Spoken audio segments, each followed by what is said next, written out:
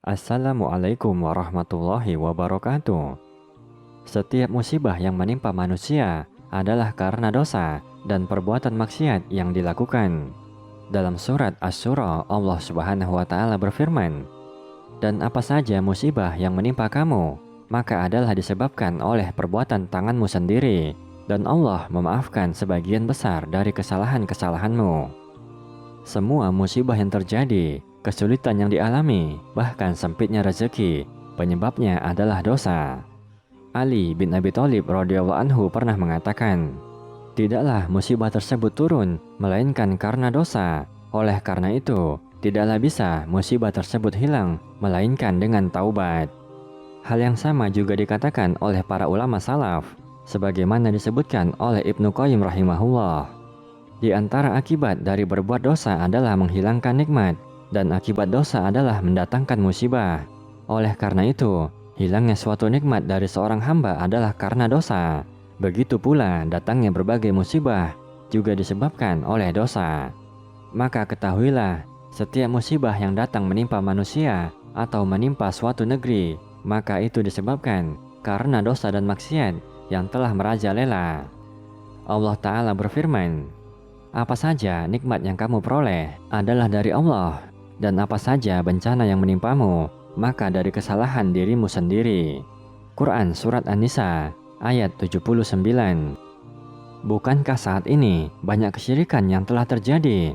Menyimpan jimat untuk melancarkan usaha, meminta kaya kepada dukun, meminta jodoh kepada dukun, percaya ramalan bintang, percaya dengan sesuatu yang dianggap dapat memberikan keberuntungan. Inilah di antara bentuk kesyirikan yang telah dianggap biasa. Kita juga melihat banyak di antara kaum muslimin yang melakukan dosa besar namun dianggap sepele. Bukankah masih banyak di antara kita yang sholatnya bolong-bolong? Zuhur sholat, asar tidak.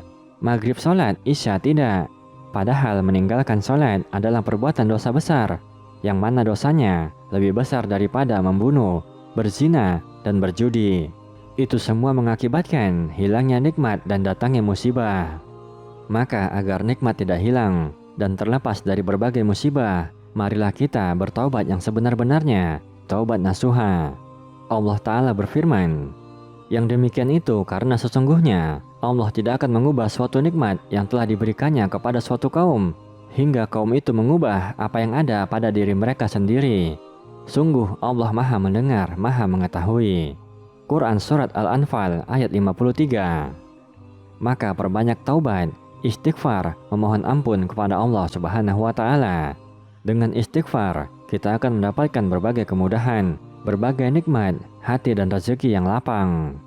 Allah Ta'ala berfirman, "Dan hendaklah kamu meminta ampunan kepada Tuhanmu dan bertobat kepadanya. Niscaya Dia akan memberikan kenikmatan yang baik terus-menerus kepadamu sampai kepada waktu yang telah ditentukan."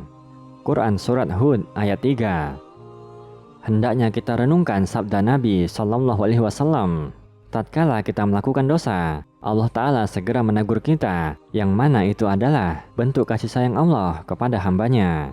Nabi Shallallahu Alaihi Wasallam bersabda, "Jika Allah menginginkan kebaikan pada hamba, Dia akan segerakan hukumannya di dunia. Jika Allah menghendaki kejelekan padanya, Dia akan mengakhirkan balasan atas dosa yang ia perbuat hingga akan ditunaikan pada hari kiamat."